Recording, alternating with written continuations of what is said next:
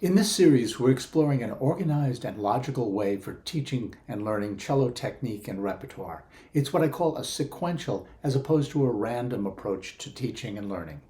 As I mentioned in the earlier sessions, I like to divide my lessons into 5 parts, and we're approaching these live stream sessions in a similar fashion. Thus far, we've looked at the importance of warm-ups, and then we looked at a sequential approach to exercises, and in particular to bowing exercises. The Foyar bowing exercises, which we explored in the last session, are a perfect example of an organized and sequential approach to teaching and learning bow technique.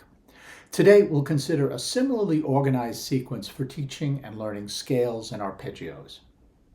I don't think I need to convince you all about the importance of scales and arpeggios. They're the basic building blocks for most of our music. Anyone who's serious about improving their skills on their instrument recognizes that they need to build a good foundation by knowing their scales and arpeggios. Knowing your scales and arpeggios is vital in learning the finger patterns, improving intonation, enhancing coordination, understanding cello geography, strengthening sight reading ability, playing faster and more accurately, and building or rebuilding fundamental cello techniques. I've always emphasized to my students the importance of knowing not just one system of scales and arpeggios, but knowing many different types. Lots of different fingering systems, different bowings and rhythms, knowing different octaves on the cello, knowing lots of different types of scales, such as modal or octatonic scales, and of course, knowing double stops, octaves, thirds, sixths, etc., etc. Scales are a great way to explore the fundamental technical issues which we face as cellists. Not just the intonation, but the coordination, the bow control, tone production, etc., etc. And of course, knowing all the scales and all the different keys, at least the 12 majors, the 12 harmonic minors, the 12 melodic minors, and the 12 natural minors. And having multiple fingering systems for the different scales is very useful in sight reading and learning new pieces. The quicker one can recognize a new pattern of notes and figure out the appropriate fingering, the faster is the learning process. And for me, just playing the scales and arpeggios is not good enough.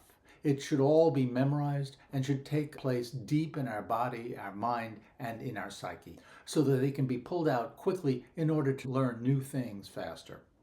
Sounds scary? Well, it isn't really, if things are taken slowly, one by one. It should be like the way a child goes from crawling to walking to running. I believe that learning cello technique is like studying math or history. In other words, there's a logical sequence of steps that you go through as you learn something as complicated as math or cello playing. In math, you don't do calculus before you learn to add and subtract and then do algebra. Unfortunately, many cello teachers have their students playing pieces that are way too hard, and the student gets frustrated and stops. And many people try to play 3 and 4 octave scales before they have mastered 2 octave scales with good intonation, security, and sound. There are obviously a lot of good scale books out there, starting with the Corrette in 1741 and the Braval in 1804. But mostly these scale books focus on just one stage in a cellist's development, either the early stages, the middle level, or the most advanced level of complicated scales. Even the Foyar Daily Exercises, which is my cello Bible, even that book really doesn't have it all. There have been virtually no publications that provide a complete sequential syllabus for cellists to advance progressively through various systems of scales and arpeggios. I thought for a long time that it would be very useful to have all the different scale systems and fingerings in one place. A few years ago, I was talking about this with a former student of mine, Teddy Buchholz, who's now professor of cello at the University of Arizona. We're very much on the same page regarding our philosophy of scales and arpeggios. He studied with me pre-college in Columbia, South Carolina, before moving on to the San Francisco Conservatory with Bonnie Hampton, and then further with other teachers. He agreed that there has been a big hole in the cello literature, and that filling this would be helpful to the profession. So we decided to write a book which would reflect our ideas about learning and teaching scales. The book was published recently by Mel Bay as The Cellist's Guide to Scales and Arpeggios. The key to what we're doing in the book is the subtitle. It's a comprehensive, systematic, sequential approach to scales and arpeggios. In other words, we go systematically in sequence, starting with some of the basic scale and arpeggio systems and working our way through more and more complicated systems. Along the way, we discuss some technical issues that affect the playing of scales and arpeggios, and we also provide access to technical videos demonstrating various issues. One of the special features are the drones that accompany the book, but more about that later. According to a compendium of scales by Nicholas Slanimsky, there are some 1,300 different types of scales. Obviously, we're not going to go through all of these in the book, but we do hit the highlights of 2-octave, 3-octave, 4-octave major and minor scales and various fingering systems, plus other kinds of scale systems such as octatonic, chromatic, one-string scales, thumb position scales, etc., etc. So here's the overall schematic for the way we advocate teaching scales in an organized, systematic, and sequential way. We start with the basic scales and arpeggios, just 1 octave, and just in keys that are in first position or half extended. Then we go to what we call the pre-Foyar system, which takes a cellist chromatically through all the keys, but just does major and minor arpeggios in order to get comfortable with those fundamental chords. I know it's hard to see this chart here, so let me break it down a bit. After those initial systems, we present the Foyar system of 2-octave scales and arpeggios. I'll talk more about that in a few minutes. It's imperative for cellists to know the scales and arpeggios in the neck positions because 90% of our playing involves that part of the cello. And as I said before, these scales and arpeggios should be memorized and internalized. So I could wake you up in the middle of the night and ask you to play a D diminished arpeggio with no problem. It should be deeply ingrained to help with sight reading and learning new music, figuring out fingerings, and really listening to your own playing, which is a skill all to itself. After a cellist has really absorbed those elements of playing in the neck position, and after the intonation is pretty reliable, then we jump to the 1-octave thumb position scales, which address the issues higher up on the fingerboard. That is not just a matter of getting comfortable up there, but also involves figuring out issues involving contact point and weight as you get closer to the bridge with a shorter string length. After going chromatically up through all the thumb positions, we're really ready for the 3-octave scales and 4-octave arpeggios. Next, we focus on issues of going up just one string with several different fingerings, groups of 2 and 3 fingers. And then our so-called around and around system, which deals with velocity and coordination. Finally, at this point, it's great to go back to the entire range of the cello with a different set of fingerings, the universal fingering system. With that, one can do the Galamian system with all the different rhythm and bowing variations. And then we have lots of choices of where to go next. Thirds, sixths, octaves, cross-staff system, chromatic scales, octatonic scales, whole tone scales, modal scales, etc., etc. It's a lifetime journey, of course. If one's a beginner, one can start at the top. If one's an intermediate player, one can start in the middle somewhere. But we really suggest going through the early chapters to make sure that there are no holes in one's technique or one's understanding of the concepts of balance or relaxation or extensions or even knowledge of the neck positions. Along the way in working on these scale systems, one needs to address the basic technical issues of the right arm, some of which we mentioned in passing in the last session. I won't take the time to review all these, but they absolutely need to be addressed in tandem with the work on the Foyar bowing exercises that we talked about previously. These include the 3 principles of tone production, contact point, weight, and speed, maintaining a consistent contact point, core sound, relaxation and good body mechanics, the upper arm and lower arm issues, the elbow going in an arc, important issues for controlling sound, finding balance, and left-right motion or contrary motion. I think the left-right motion is vitally important for getting a good sound at the tip and for relaxation at the frog as you play the scales. You'll see me using left-right motion when I demonstrate some of the scale systems. And of course, working on the left hand is the critical focus in playing scales. We need to work on the left hand setup, In other words, placement of the thumb under the second finger, fingers being perpendicular to the string, fingers being round, etc., etc. We need to work on extensions and also overextensions.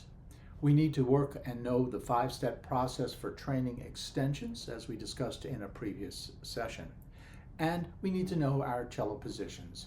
We talked about some of these things, but we haven't talked about the usefulness of knowing the cello positions in the neck part of the instrument, and especially because that's something that sometimes gets glossed over by cello teachers. I've often been surprised that even advanced cellists in college don't really know their fingerboard very well.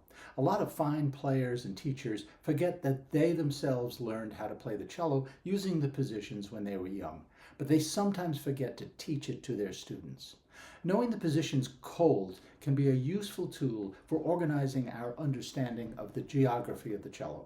Knowledge of the positions is a fundamental way of knowing the latitude and longitude of the cello and knowing how intervals relate across the strings. So this is a diagram of cello positions the way I teach it. I know that there are several different ways of how to think about the positions, including using the terms upper, second, and backward extension, etc. But I think it's much clearer to just name the positions by the diatonic notes. So on the A string, B is first position, C is second position, D is third position, E is fourth position, F is fifth position, G is sixth position, and A is seventh. Seventh position is the highest position that we count, and it's still considered neck position, so the thumb is still behind the fingerboard. Seventh position divides the string in half, which I think is also significant. Each diatonic position has a chromatic half step attached. So we have half position or second and a half position on C sharp or third and a half position on D sharp, etc., etc. Of course, there is just a half step between B and C, so there's no first and a half position, and there's a half step between E and F, and so of course there's no fourth and a half position also. So the full chart is half position on B flat, first position on B, second position on C, second and a half position on C sharp, third position on D, third and a half position on D sharp, fourth position on E, fifth position on F, fifth and a half position on F sharp, sixth position on G, sixth and a half position on G sharp, and seventh position on A. Each position is designated by the first finger, and each position has a normal and extended variant. So you can have first position and first extended position, or third position and third extended position. It's also especially important and useful to focus also on the so-called mystery positions of fifth, fifth and a half, sixth, sixth and a half, what I sometimes call the Bermuda Triangle of the cello. And it is especially important to know the notes on the D, G, and C strings in those positions as well. This system gives the precise coordinates of the different positions on the cello and creates a grid system that is like a Google map with GIS technology. If you'd like to have more information about how to use the positions, you can go to my warm-up blog and look at blogs 14 and 15.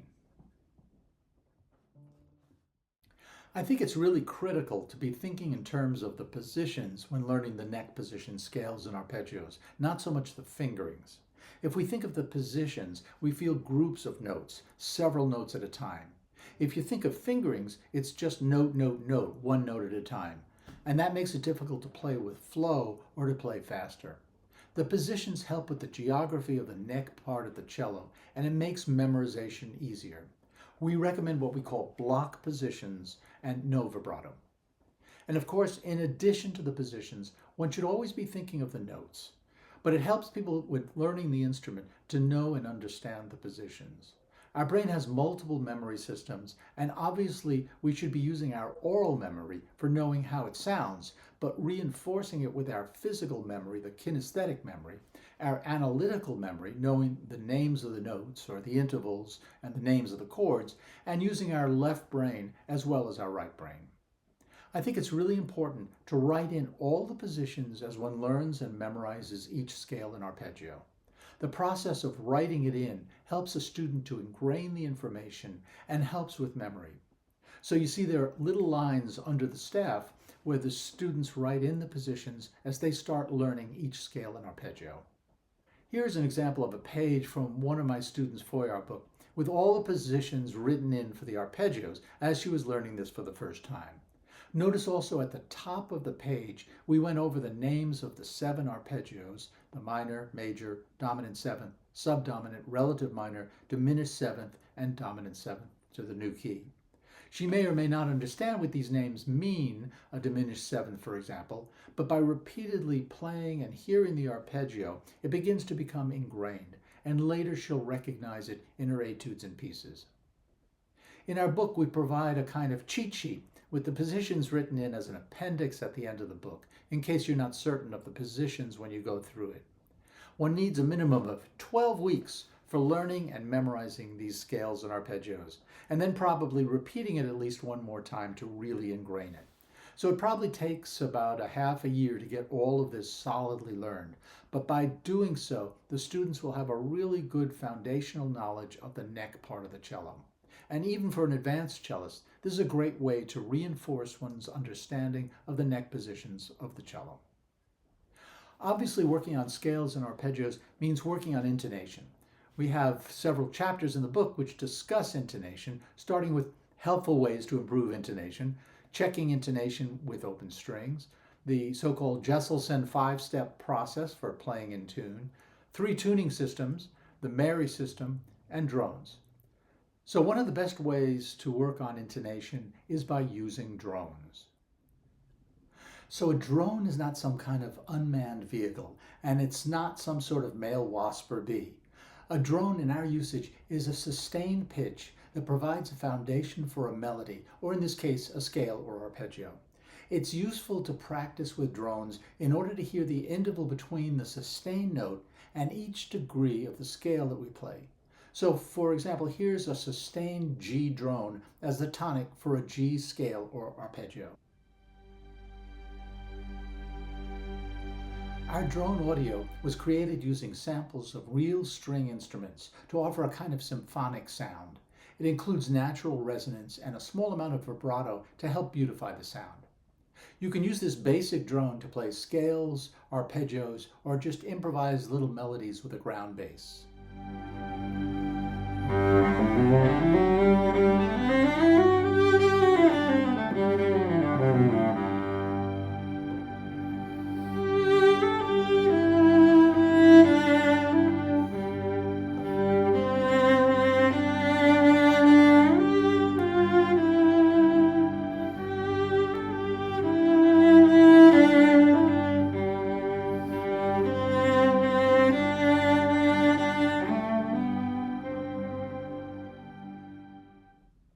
We have drones in the book for all the different scale systems. So here's an example of chordal drones that go with the 2-octave scales. First, 1 note per bow at about tempo 60, then 2 notes to a bow, and then 4 notes to a bow to work on coordination, left-right motion, contact point, etc. I'll just play an abbreviated version of the system just so you get the idea.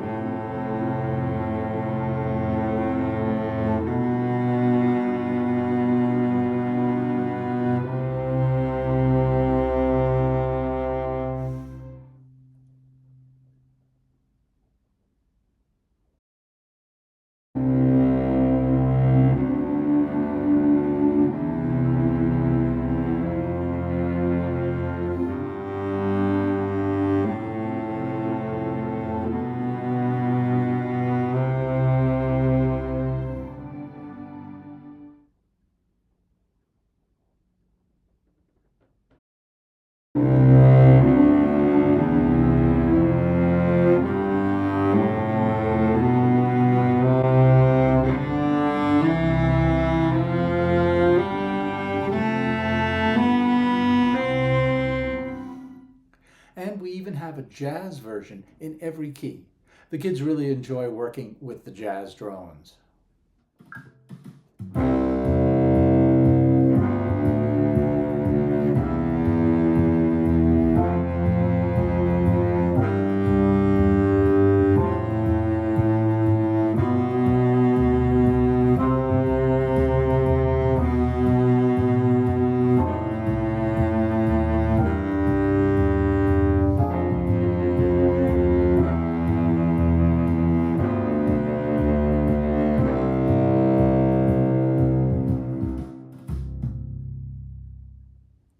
In the last session in the series, which was on the four-yard bowing exercises, I mentioned that I work with the students on off-the-string strokes like spiccato and sautelier in their daily and weekly scales. If one does this every day, starting with a metronome marking at 50 or so, and then slowly working it up to 70 or 80 over several weeks or months, one will develop a good sautelier without even knowing it. In this example, with the drones from the book, I'll start with the brushy off-the-string duples, then do triplets, spiccato 16th notes, sextuplets, and finally octuplets, which is really a sautelier stroke.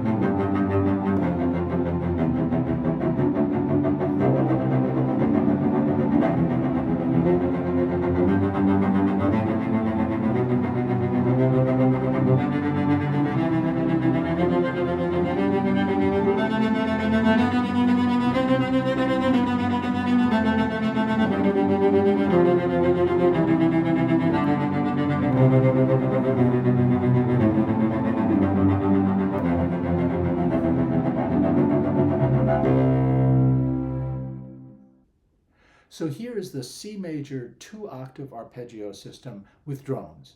The arpeggios are the minor, major, dominant 7th, subdominant, relative minor, diminished 7th, and the dominant 7th to the new key.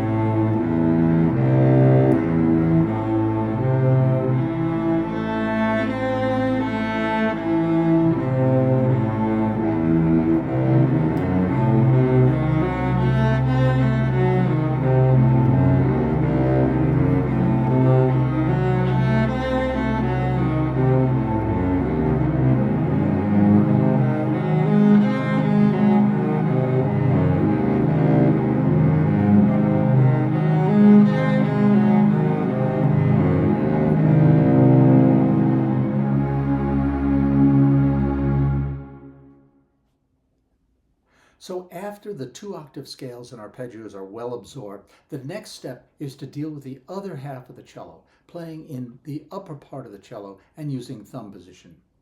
The basic organization of thumb position is a perfect fourth between the thumb and third finger on the same string and an octave across strings. The other main issue includes the shape of the thumb. It's strongest to have what I call an innie with the lower joint and an outie with the upper joint. Some people need to train and strengthen the joints so they're really stable. I advise doing some isometric exercises to strengthen the joints and the ligaments. And there should be a C shape when you look down the fingerboard so the fingers can lift and articulate. So the thumb position scales and arpeggios are just one octave, and the nice thing is that the fingering is the same for all the keys going up the fingerboard. But there are some other issues to consider, including getting the contact point closer to the bridge and especially dealing with weight. In the lower part of the cello, when you play closer to the bridge, you need more arm weight. But in the upper part of the cello, one doesn't need more weight when you get closer to the bridge. However, a fast bow speed is essential. So for these scales, we advocate doing them 2 to a bow, so we use a lot of bow speed. For these scales, we do the major and all 3 minors, the harmonic minor, the melodic minor, and the natural minor.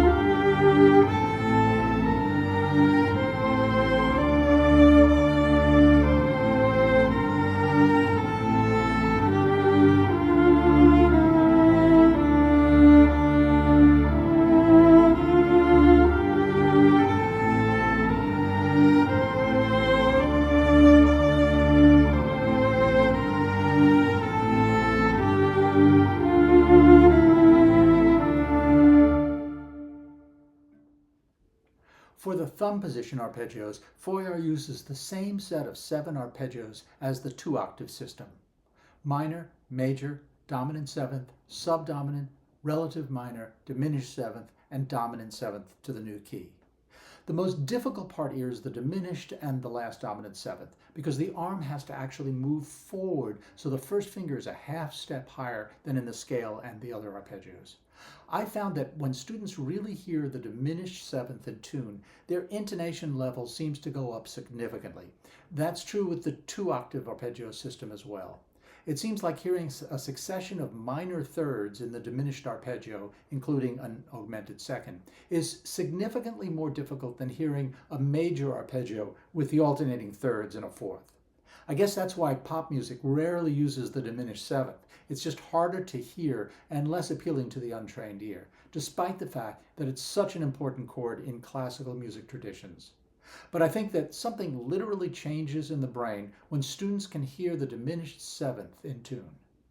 Here are the 7 arpeggios in the thumb position sequence.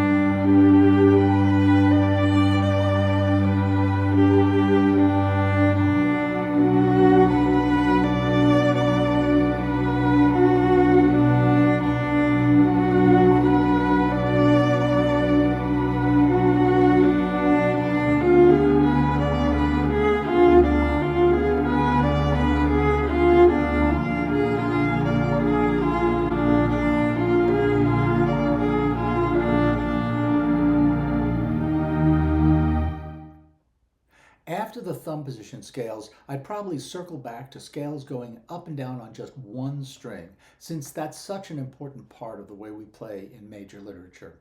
This is a great time to further refine one's understanding of whole steps and half steps by doing the various combinations of scales using those intervals. First, I would explore chromatic scales, scales in half steps. I like to do those in groups of 2 notes, 3 notes, 4 notes, 6 notes, and 12 notes to a bow, since all those divide the octave equally.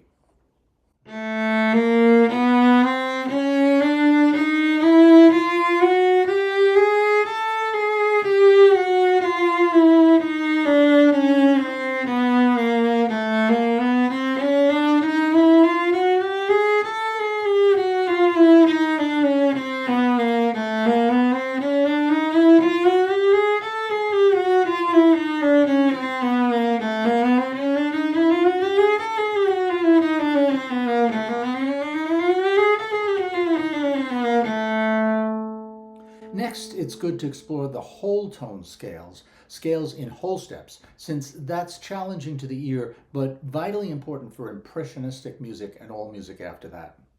And then the octatonic scale is great for training the ear and really listening to the intervals. Octatonic scales are scales with alternating half and whole steps. There are 2 systems of octatonic scales on one string, those starting with a half step and those starting with a whole step. One finds octatonic scales in everything from pop or etude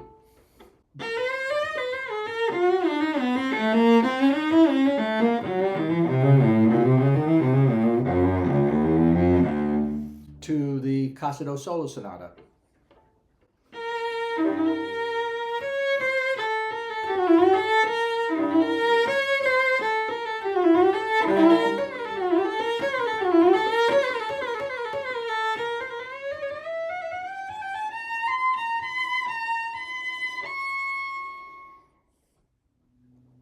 Then I would go back to 2-octave, 2 and 3 finger systems on one string.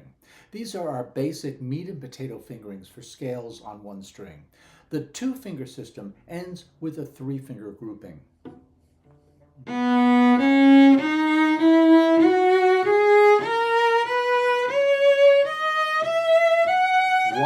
2, 3. The 3-finger system is even more important because it eliminates shifts. The 2-finger system requires 7 shifts for 2 octaves, while the 3-finger system requires only 5 shifts.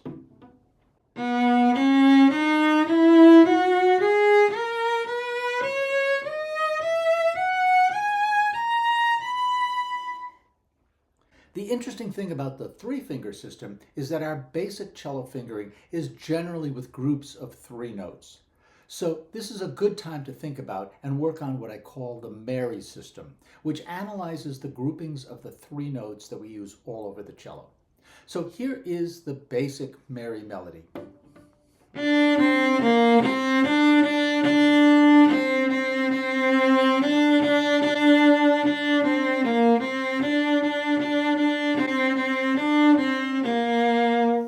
So when you go from the bottom up, you have a whole step and a whole step. and we'll call this a major Mary. Next, we can play the Mary tune with a whole step from the bottom up and then a half step.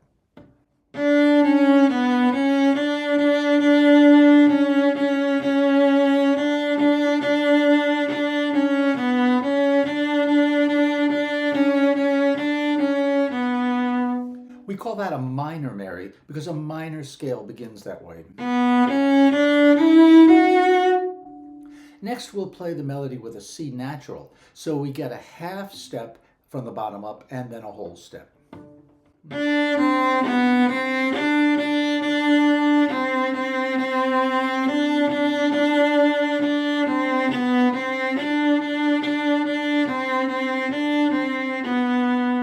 We call this a modal Mary or a Phrygian Mary because a Phrygian modal scale starts that way. And finally, we can do two half steps, which we call a chromatic Mary.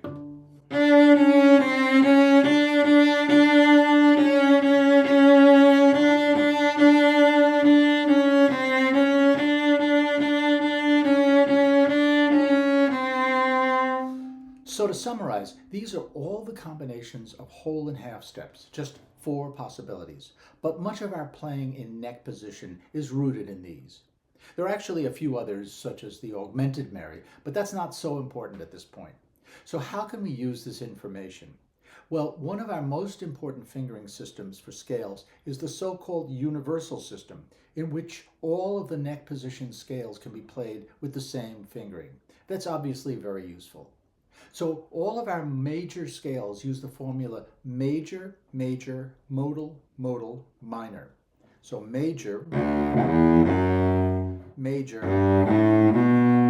modal, modal, minor. So the D scale,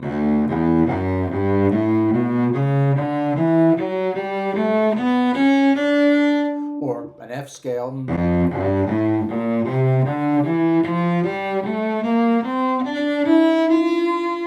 so all the major scales have that same pattern. And we can do the same thing with the minor scales, knowing the formula and applying it to the fingerings for all the scales. There's obviously so much more to talk about regarding the teaching of scales and arpeggios in a sequential and organized way. It's really a lifetime of learning if done properly. So the next session in this series will focus on a sequential approach to etudes that will build the core technique and cover a variety of musical styles in a logical and progressive manner in order to prepare the student for more advanced literature. Thanks for listening.